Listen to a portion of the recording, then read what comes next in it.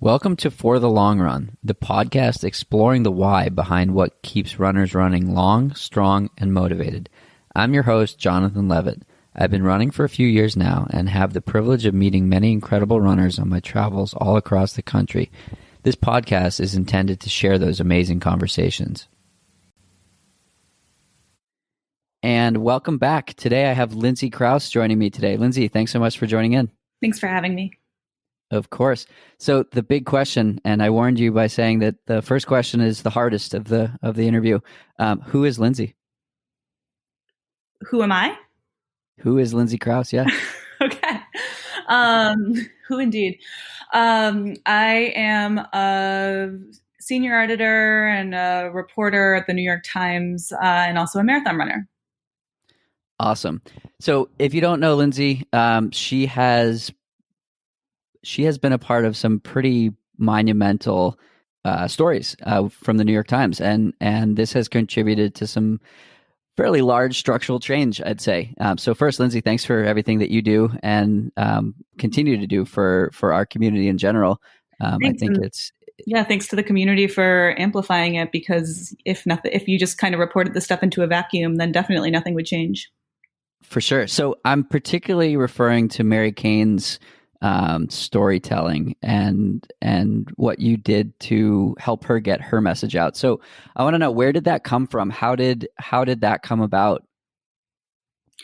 Well, that was an outcome of a lot of reporting I'd done over the course of the year and over the course of my career to a certain extent. I've always been an editor at the Times, and because I am a runner myself and, have been at this point for years and years, I've always just really been involved in the community. And I've always thought that the stories of the athletes at the peak of our sport and those who have been, almost like adjacent to the peak of our sport and maybe disappeared, I've always really thought a lot about those stories. And so I would say it was maybe 2 years ago at this point that I started to kind of build on some reporting that I'd done years earlier with sort of a more of a advocacy oriented lens, where we exposed maternity challenges that certain female runners faced if they did want to have pregnant with their sponsors. We cast Alysia Montaño as the first spokesperson for it. We used Allyson Felix as a second person, a more current example of that story. And we released that on Mother's Day last year, so almost a year ago, and it had a tremendous impact in both the running community and sort of in the kind of like broader American and global community as well. And I think that was really exciting for a lot of runners and a lot of professional athletes in general to realize that they could, kind of stand up for themselves if they wanted to, and that it could have an impact, and that there were, journalists that would help them and support them in that. And so Mary told me that she had really respected Allyson in particular for, taking a major risk by speaking up about the challenges that she'd been facing as a mother, an athlete and a mother with her sponsor at the time. And I followed Mary's ascent and had always kind of guessed maybe what had happened to her when she kind of disappeared off the scene. I think a lot of female athletes can relate in some ways to Mary's story. And so Mary came to me and said that she'd seen what Allyson had done and she wanted to do something similar. And at first she wanted to do an op-ed, but I really thought that it could be even more powerful if we heard her story from her, in her words herself, if we actually saw her face on screen, if we heard the emotion in her voice as she related what happened to her. And I kind of sold my colleagues on it. They aren't athletes in exactly the same way, so I don't know if they necessarily understood the gravity of her story at first, but as we move forward, and I really conveyed to them like just how big a deal this could be. I was able to work with a ton of colleagues at the time, and particularly on my video team, to just kind of make her story as big as it possibly could be. And it wound up being the top story out of opinion last year writ large, and one of the top 100 stories on the New York Times overall, which I think for a female runner is so uncommon. It was just the outcome that it had is just tremendous. I think it's awesome, and I think it stems from bravery and wanting to help others improve. And it's funny, I was introduced to Mary by Alexi Pappas, and Alexi's whole mantra and persona is being brave. Yeah. And I think that's exactly what everyone you mentioned exemplifies. It's, here's something that happened. It wasn't great, but I'm being brave and talking about it so that others can learn from me and my experience.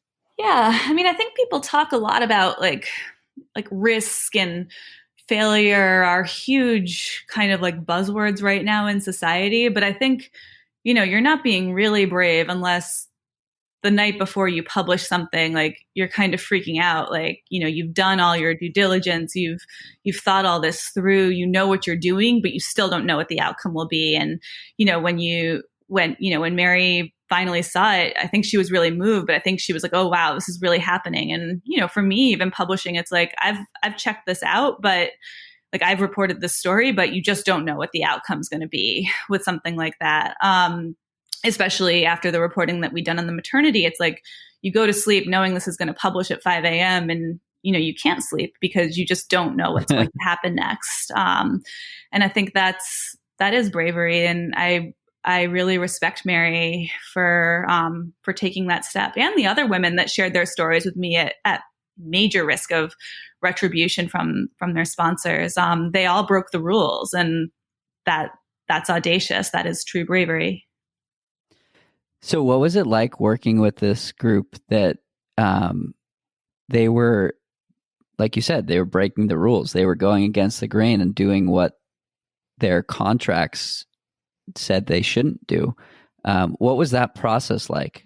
I mean, that was tremendously stressful because I'm asking them to speak up about one of the most painful moments in their life. I mean, if you look at Kara Goucher, she's had a lot of challenges with Nike, but this is beyond just her career. This is her family.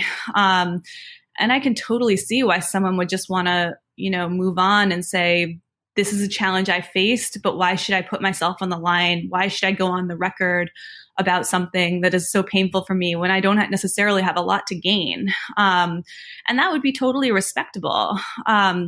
But you try to explain to people what you're trying to do with their story and how you're trying to treat it, how you're trying to amplify it out there. I mean, it's the truth, and people needed to hear the truth. And so, Alysia was willing to put her name on this story and kind of go public with it. And so I wrote her up a script. I reported it out. I wrote her up a script.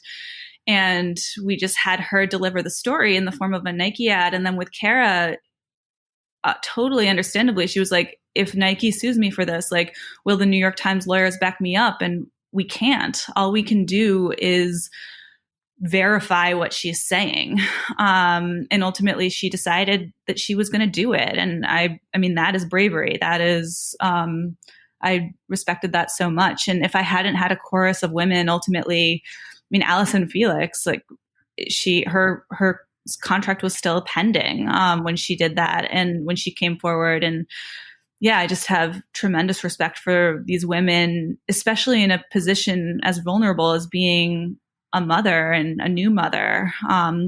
Like a lot of them were, they really did risk so much to come forward. It's kind of like David and Goliath. And all you can do is tell them that I may not be able to back you up legally in a lawsuit, but if your sponsor does sue you for telling the truth, I can get that, as much coverage as as is possible in the Times. And that's what I can do to protect you. That's awesome. So what's really cool, particularly with the maternity piece, is we started seeing change, and we started seeing companies. I spoke with Aaron Stroud at length about this on the podcast, and I was like, why didn't they get it? I get it from the brand side, or I see it from the brand side, totally opposite. How these major shoe companies were seeing it. I see women when they're, in this stage of their life, that's the most relatable they'll ever be. And it's a major miss, or it had been a major miss, to not highlight them at that time. And now you see companies like Ultra, working with athletes, and a handful of other companies that have, caught up to that idea, and they're humanizing this aspect of human life. And it's not like it's some outlandish behavior. It's like there's one way for humans to survive, and it's through pregnancy and giving birth. And so it's like it's an essential human function. Why would you not highlight it? I think long way to. I think it's actually not exactly true to say that they didn't see the value of it. I mean, if you look at Kara Goucher's story, she was on the cover of the sports section of the New York Times for Mother's Day when she found out she was pregnant on behalf of Nike. With Paula Radcliffe, I think she made something like a dozen media appearances at the behest of her sponsor Nike while she was pregnant, during, again, a high risk pregnancy. And she didn't necessarily want to. She was doing it because she was hoping to get paid. It was risky for her to do that. And so it's not to say that the marketing departments didn't see that this was a massive opportunity for them. It's that they weren't legally required in their contracts to pay her for it, and so they didn't. And payment there was tied to her racing performances, not to her media appearances. And I think that's what needed to change. But again, what incentive does a company have to change anything when their athletes that they sponsor are powerless to change anything or to advocate for future generations? There is no reason for them to change it. So we needed to get public attention on the problem in order for that to happen. So do you think it is improving in terms of the contracting process? Well, again, Nike changed their policy. So now they're not allowed to penalize a pregnant woman for, I think it's like I would have to check the exact amount, but I think it's like 18 months before, during, and after pregnancy. Well, before birth, and then in the period after birth. Because I think the part that always struck me, I mean, even when I was reporting this out years and years ago, that is kind of a particularity in a cruelty, in this case of pregnancy, is that if you do want to be a female athlete and pregnant, it's not just like you have your baby and then you can go back to work. It's this really long period of gestation and then postpartum recovery, and then even just the training of coming back from it. And it's not to say that you can't do it. I also wonder if it will become more of a thing people do now that maybe there's less stigma around it. But I was particularly interested in the idea of women coming back better afterwards, but you shouldn't have to. All you should be able to do is to try. For sure. How do you think the postponement of the Olympics plays into this? I mean, that's such a hard decision, right? I mean, you've got all of these women who, a lot of them do plan their families. You mean, the other cruelty around this is like, how can you even plan when you're going to get pregnant or not? Like, fertility is such a complicated issue in its own right, whether you're an elite athlete or not. But they only have this tiny window, and now that's kind of been upended. I personally don't know. I haven't had a lot of conversations with women about it. It's so sensitive, but it's a massive consideration. I'm really feeling for the athletes whose personal lives and their families are affected by this. For sure. So switching gears a little bit. So the focus of this podcast is exploring the why behind what keeps runners running long, strong, and motivated. And the majority of the guests on the podcast are high-performing athletes. And I've opened it up a little bit lately to include high-performing professionals, but it's sort of rare to have a combination of both in the same interview. So I want to switch gears a little bit to your own running and your own, high level marathoning. You've written at length about women's running and the trajectory of the sport, while at the same time running faster than you might ever have imagined. So what has that been like? How has the sort of tangential or parallel running experience that you've had evolved? Yeah, I mean, I think it's always been kind of chicken and egg for me. I mean, I was an athlete and was a runner in high school. I was like pretty good, but in the state of Rhode Island, which felt pretty insular compared to, if you, it was like kind of when the internet was starting. So you could like dig around these stats and just what the girls in California were doing was just so far out of my league that I was like, can't even relate to that. But I really loved the sport. And then I walked on in college. So, and was never that good, but I really did make a lot of good friends. And then I started running after college in New York, just with like a lot of those same teammates. And it's a good way to like hang out with your friends, kind of hang out with your roommates, and obviously stay healthy. And it was a really nice balance to work. And so I don't know, I kept doing it and I kept liking it.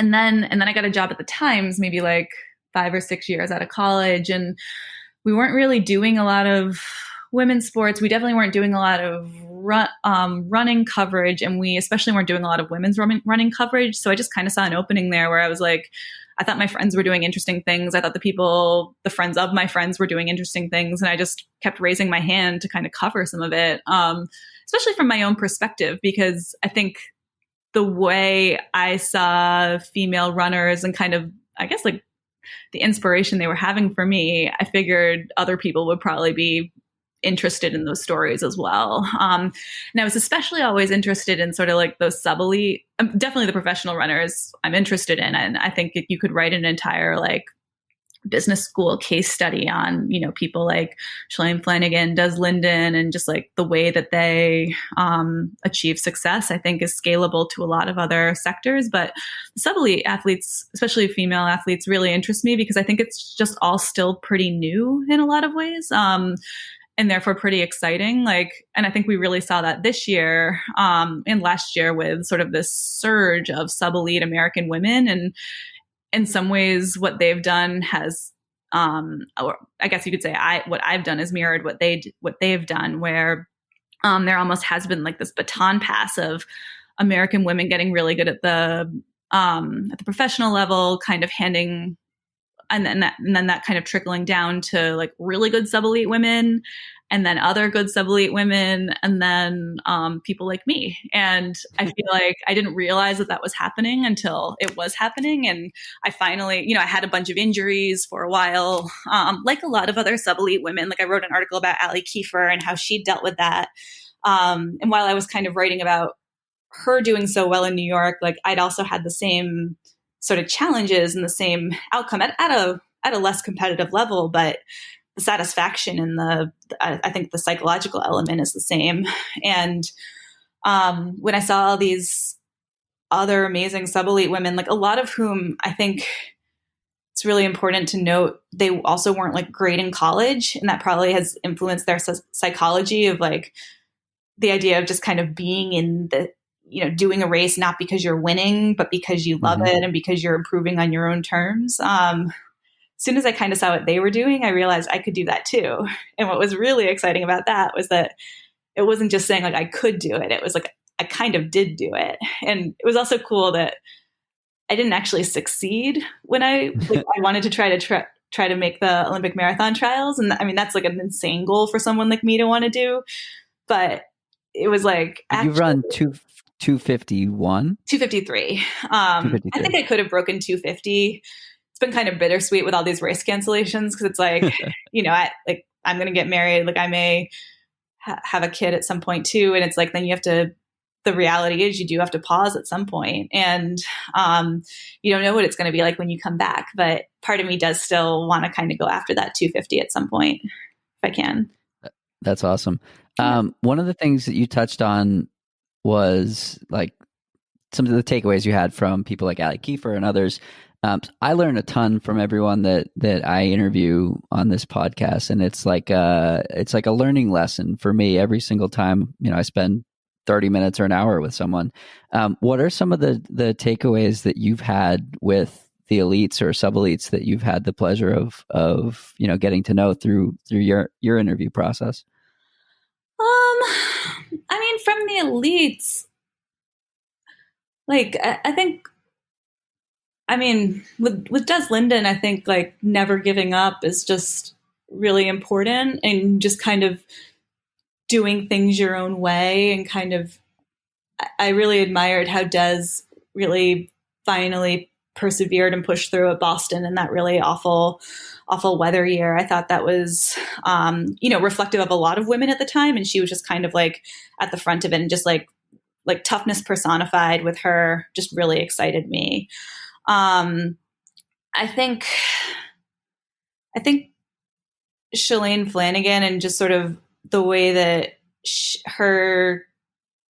that she's been a catalyst for her teammates, and that they in turn kind of kept her in the game for long enough for her to kind of like break through. And the idea that both of these women's success came in their mid to late 30s. Like, I don't really think I don't think American women really understand. I think they know that this is a possibility for like really good athletes, but I think the majority of American women don't understand yet that actually for all of us, our athletic breakthroughs can happen at that time. And that I think we sometimes take ourselves out of the arena earlier than we have to, or earlier than we would if we knew that the best actually could still be yet to come. I think there's still a narrative where some American women think that their best, like their physical peak is in their 20s. And I think that, I think it can be a lot later, and like for all of us. And I think that I kind of learned by watching Des and Shalane win at later ages than they might have expected to, or maybe they did. I don't know, but I really got a lot out of seeing their victory and thinking, how can I have a slice of that as well for myself? And then with the sub elites, I think what's really interesting about, not all of them, like some of them are definitely used to winning races, but I think that there's this benefit of like when you're a kid not winning all the time, because I think you have to learn really early on that what to do with failure, and like what to do with loss, and like kind of what keeps you going. It has to be more than just winning. And I think a lot of the sub elites, like I always kind of like joked when I was in high school that I was like the queen of second place. But I think you can learn a lot from that. I think our culture really overly values winning sometimes, and that doesn't leave room for people who aren't necessarily number one to, then they don't think of them. I think it sometimes doesn't leave room for people to realize like just how great they can be because comparatively they're not the best or something. And I think sub elites have really cracked that code in a way that other people could learn a lot from. Yeah, I think it's more about progress versus perfection or placement. Yeah. And for someone like myself, I probably won't ever win a race, Totally. like a big race, but I can get better results out of myself, and I can go from a 3:35 marathon to a 2:59. Yeah. And where can I go from there? And I think that I totally agree that the culture of progress and improvement over time is where it's at. I had a really interesting conversation with Phoebe Wright about the difference of professional running and collegiate running, and her take on it was now there are more groups than ever before within professional athletics, and she thinks that the athletes who sort of did okay as collegiate runners are now landing on teams as professional athletes. And actually, I mixed that up. What she said was the athletes that were really excellent on teams were not doing well as pro runners, sort of as the lone wolf, whereas the ones that were not doing great as collegiate runners, I mixed that up. I'll have to go back and check that out. But the takeaway was people that were really good on teams, if they lost teams, like now maybe there are teams for them to, I mean, if they if they stop thriving without teams, now there are teams for them to thrive again. Exactly. Talent, I would guess. Yeah. So I think it's the like a rising tide lifts all ships. Like as you were saying with Shalane, like she was better because of the people around her, and she was making the people around her better because she was always looking for her best. And I think that consistency plays a big role in that. You see athletes in their 30s now that, have maybe 15 years of running on their legs, and they can do things that they could never do before because they have that resiliency. Yeah, I mean, I think that's definitely true. I also think, I think I'm really glad that there are so many amazing female journalists right now, particularly about running, because I think it's helping change a narrative around sports that, from like a female first lens, that I think is really valuable. And I think that one thing that's been really great for me is now my schedule is totally, everything is canceled. But before that, I traveled a lot. I had a lot of like weekend travel. It was hard for me to train. It was hard for me to have a schedule that would match anyone else in New York in terms of training regularly. So I did run a lot by myself. And I think social media is often like kind of dismissed as silly or a waste of time or superficial, or it makes people feel bad about themselves. But I wrote about this a little bit this year. Like that wasn't the case for me. It was almost like you could use social media if you're really deliberate about it, like Instagram and Strava, obviously, to build a little cross country team for yourself where you could almost get that same support. Obviously, it's not like as you're running, but I think there can be benefits to that too, because I think for myself, when I run with certain people that are faster than me, I'll almost push too hard, and I was getting injured from that. And that was part of another reason why I started running by myself a little bit more. But the social element of running I've always loved. And I think you can kind of build that community for yourself in other ways that I hope that's helping people right now too during, this pandemic, as people are kind of kept indoors. But that's definitely, I think those communities are available for you in all different ways these days that can hopefully help people thrive.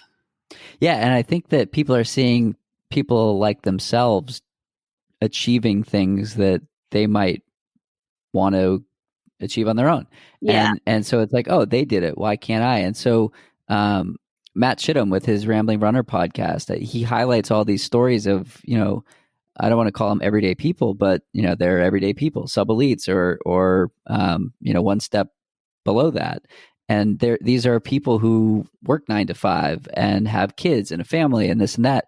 And they're running, 240, 250 marathons. And so it's I think it's aspirational. And I think it's, you see somebody else doing it, and it's the whole, why not me? Why not me too? Why can't I do it? Yeah. I thought that was what was pretty resonant for me in my training cycles the past 2 years, was with you could use those tools to learn more about people's stories, and as opposed to just seeing someone's finish line and just like their amazing race performance, you realize their whole journey to it actually isn't that different from your own. And it can be tremendously empowering in a way where, just seeing someone's finish is not like, that's just kind of like the finished product. But when you realize that everyone is kind of struggling or persevering through their own set of challenges, that's when you realize, when you are too, that you can kind of get strength from other people's struggle as well.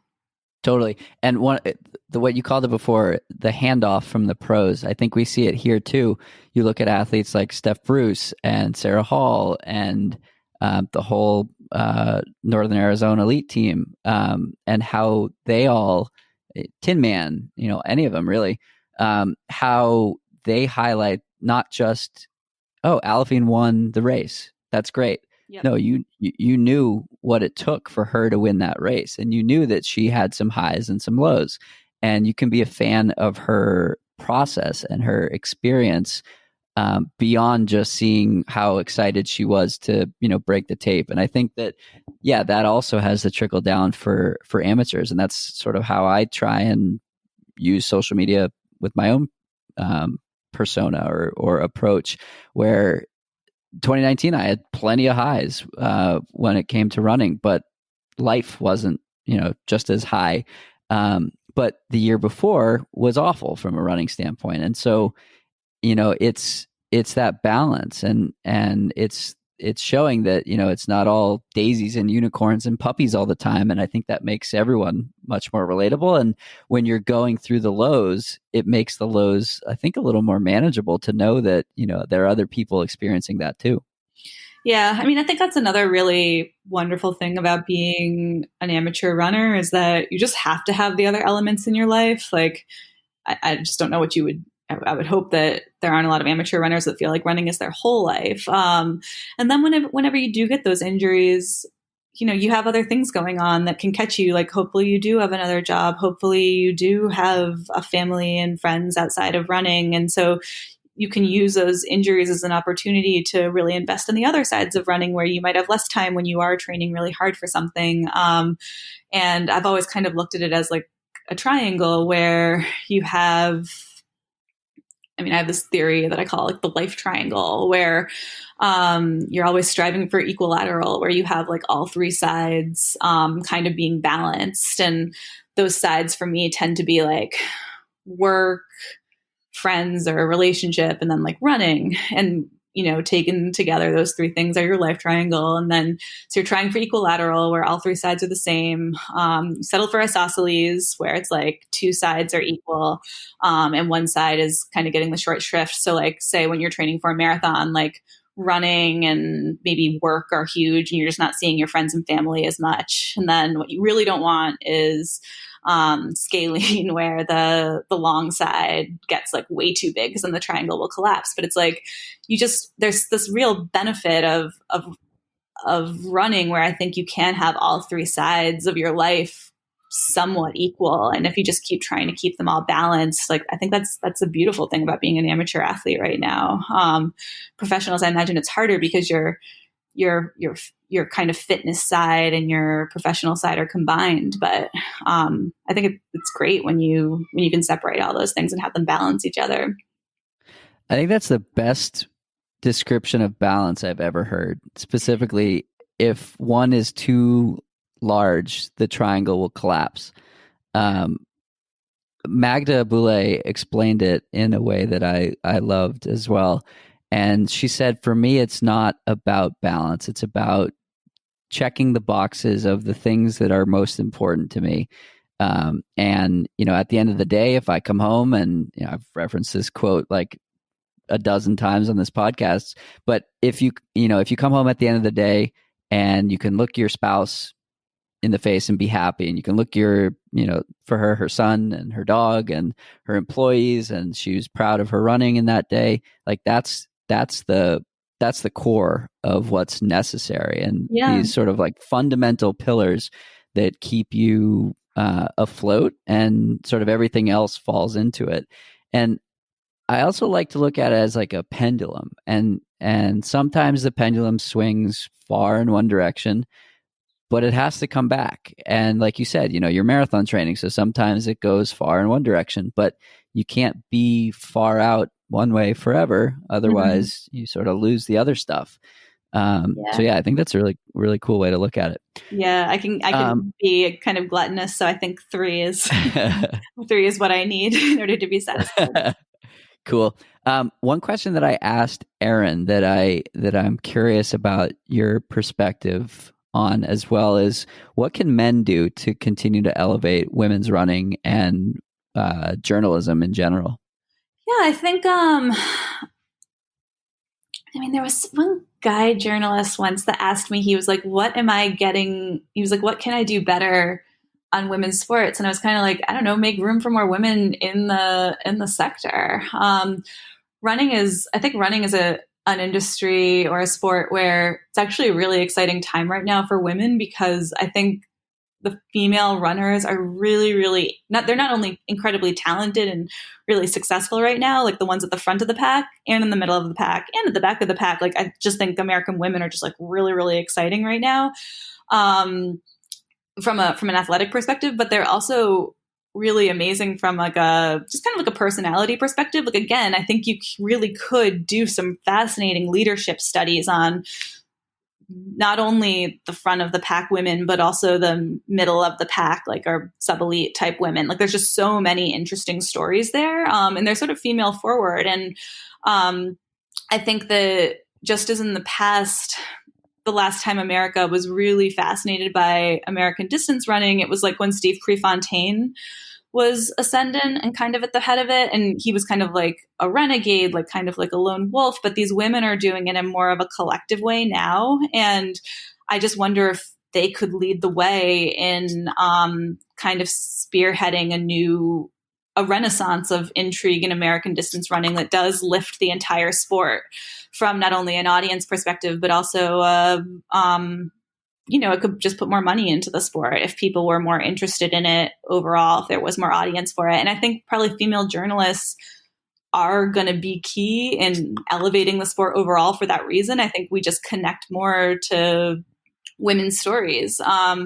And so I think if I were a male journalist, I would just be really elevating those stories and just kind of letting women lead the way in general. And I think the whole sport will benefit. So just kind of like making room, I think is making room and showing and kind of amplifying the stories, reading the stories, sharing the stories, and supporting any sort of causes will benefit the sport overall right now in an exciting way that doesn't exist in a lot of sports. There aren't a lot of sports where women lead the way, where the women don't have to be like small or young. Like if you think about American sports that I don't know, the country really values, you might think of like figure skating or gymnastics. And those are incredible sports. Those are amazing athletes, but they are the women that excel at them. They're often so young that they're girls. They're often really like aesthetics are a huge part of it. And I think with running, there's an opportunity for, older, strong, like women. And there's a chance for America to really value the sport through like a female first way that I would be excited about. Cool. Why do you do it? Why do you run? I think when I was younger, I used to run because I think younger girls don't have a lot of ways to kind of control their lives. And I think running for me was a way to kind of get that agency and that control a little bit and that power over myself and my body, et cetera. I think that was great. I also think, that can be hard for a girl too. It could be like venting energy that, I don't know, you just need to like grow up and become more mature. And I think now I run because it's freedom in a lot of ways. It just makes me feel like I can do anything. And it's like, yeah, I guess that's why. Also, walking is slow, running is faster. You can see more stuff. Yeah. Who are some of your role models in the sport? I think right now it's all the sub-elite women that are doing amazing things while working insane jobs and having kids and really just continuing to challenge themselves, even though there's no spotlight on them. There's no money in it for them, generally speaking. They're just doing it because they love it and they're challenging themselves and getting better. And I really admire that and hope that I can continue to motivate myself to do the same. Cool. One of the things you mentioned about why you did it, at least to start, was control. I had a conversation with a Boston Globe reporter earlier today who was doing a story on new runners and this like influx of people that are running in today's day and age. And he asked, like, why do you think more people are running and why is it so crowded? It's like, because it's the one thing you can control. You can choose when you want to get out and go for a run, and you can choose how far you go, and you can, shut off the world for 30 minutes or an hour or whatever. So yeah, I think especially in a time like this, it's really cool to see a lot of people choosing to start running because they can control it. Yeah. Well, I think also in this period, it's a time when, a lot of Americans aren't used to having our movements controlled. And this is the time when when our movements are being controlled, rightfully so. It's a pandemic. We're being told to stay at home, but we're also being told that it's okay to go out and exercise, provided that you're doing it alone, that you're socially distanced, that you're, staying relatively close to home, that you're not kind of wantonly spreading disease. And I think it's a wonderful antidote to, provided that you are doing it responsibly. It's a wonderful way to kind of take back control in a time where we are necessarily relinquishing it. For sure. What are some big goals you have, both professionally and on the running side? That's a good question. Or are you a goal setter? Uh, Sort of like a North Star setter. Yeah. Where I have like general guidelines and directions that I want to head in. Honestly, I want to write like a few books. I have like a novel that I want to write, and I have probably a nonfiction book that I want to write if I ever get along to doing the proposal. There are a lot of big like enterprise reporting ideas that I want to do at work. I think coronavirus is really kind of changing a lot of what those opportunities would have been. But I've always really liked that I've had in some ways, of course, I have like my main role at work. I produce our short documentary series called OpDocs, but then beyond that, it's like anything is possible. So I've always really liked kind of having that at large idea of what I'm doing and sort of the creative freedom that comes with that. So I think I want to like pursue those things outside of my job. There are a lot of sports stories and like female sports stories that I'd love to participate in. I mean, I'd love to contribute more to raising the general profile of American distance running right now through a female forward lens, where we do. What does that look like? Sorry? What does that look like? I'm not sure. I think it's, I really just want to build mainstream interest in the sport. I have a sports documentary idea that I'm working on through the Times that will be shopping in Hollywood pretty soon. And I just kind of want to, like, one big idea I've had for a while is when I watched Cheer, I thought that there might be a good example of doing a similar type story about like a female distance running team. And just really kind of following them. And then it was kind of getting close to the Olympics, which is the obvious culmination of a story like that. And I was like, oh, okay, well, that's never going to happen now. But now that they've been postponed, I'm like, maybe I'll revisit that and try to really get that to work. And I'm sure there are also other stories that, of issues in the sport that we need to change that I'll be tackling as well. But I think just kind of using American distance runners to reframe the way the country sees not only the sport and sports in general, but also women is a challenge that I'm interested in looking at more. And also just kind of like, not just runners, but athletes, female athletes in general. I think there's a lot of opportunity there to use athletes as a way to look at, I don't know, some of the more problematic ways that Americans treat women's bodies right now.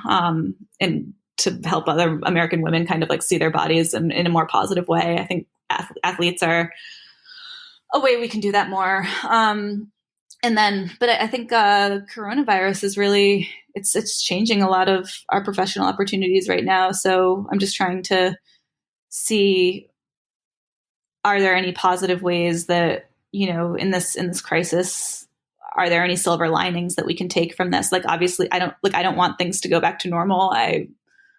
I'd really like them to come back better. And so just trying to think about, I don't have an answer to that, but trying to think about what that might be.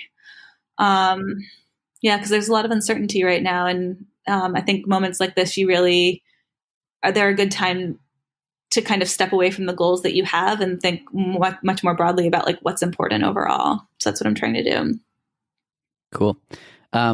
Where do the majority of stories come from? Or let's say, someone listening to this has what they think is a compelling, human interest story of a runner in their community. What does that process look like? Yeah, I mean, I've definitely moved away from just doing kind of like one-off profiles, I'd say, of like, here's an interesting person that you should know about. I've tried to, partly because this isn't my main job, so I try every time I write something to think like, if Michelle Obama were gonna, like, why should Michelle Obama see this and share this with her friends at her next like cocktail party? And that's always like what I kind of tell myself, like, sort of like what's the so what?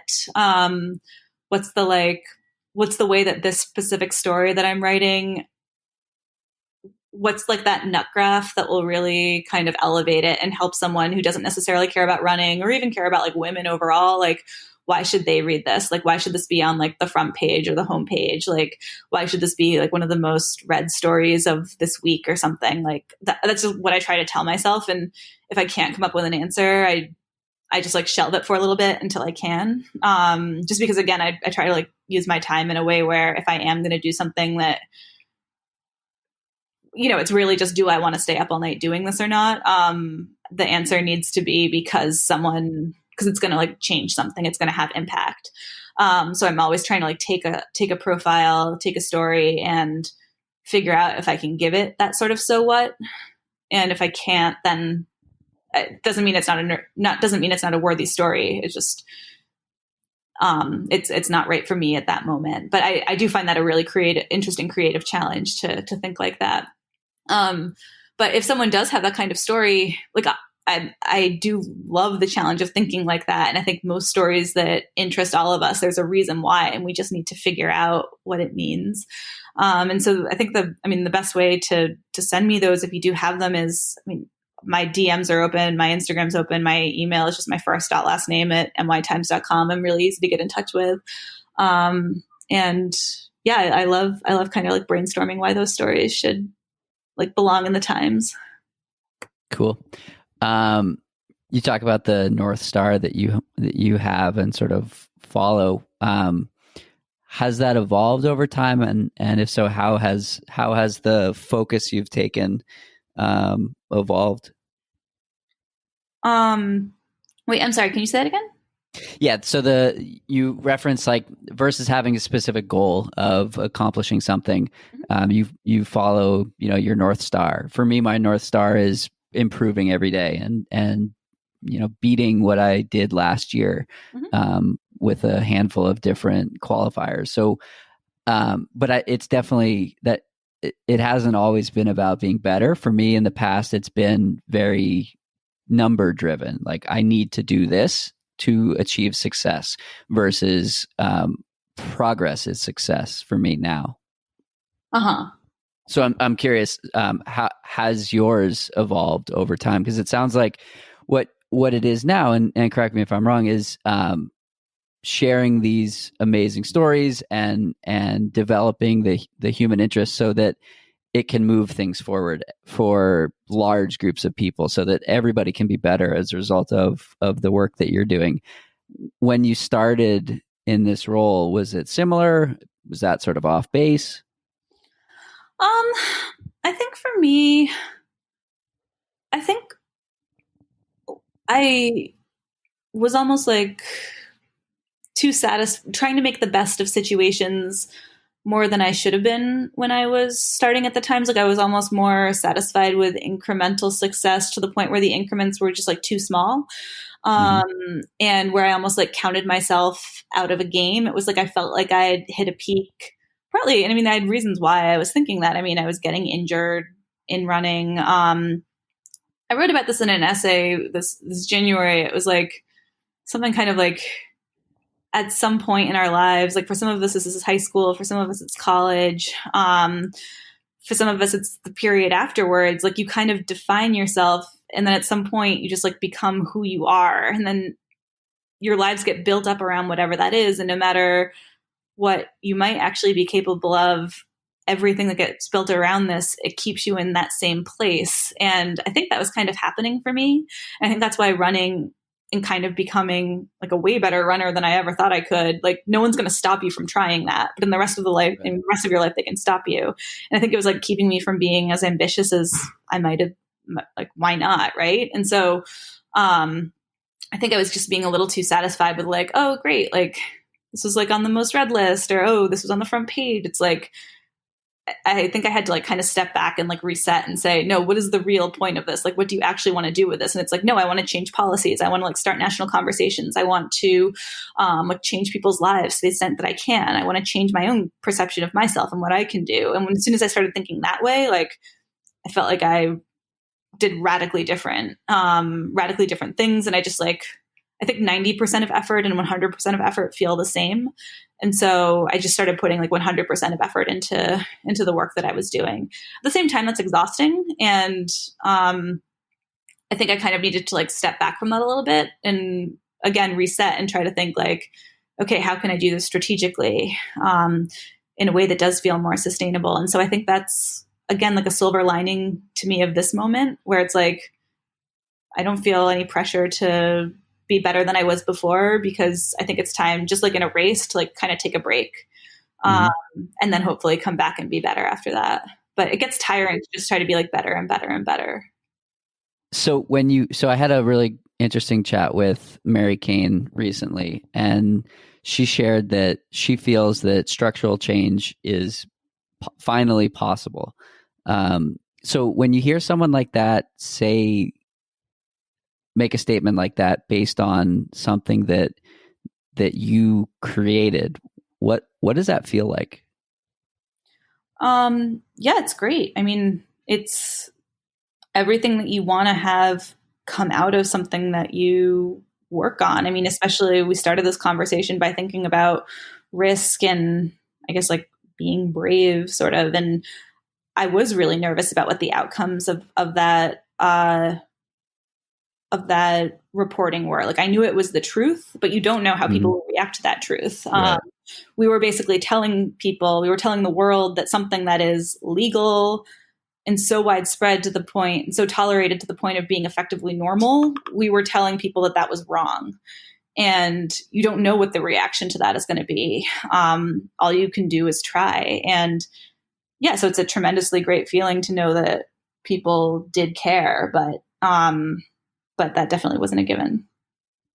So take risks is the takeaway.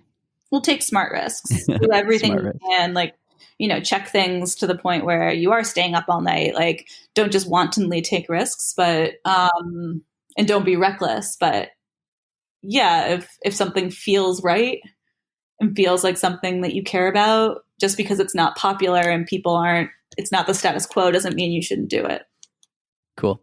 If people want to follow along with you and your reporting and your running, where can we find you?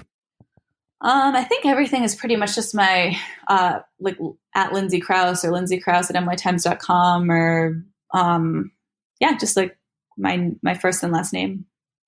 Awesome. Lindsay, thanks.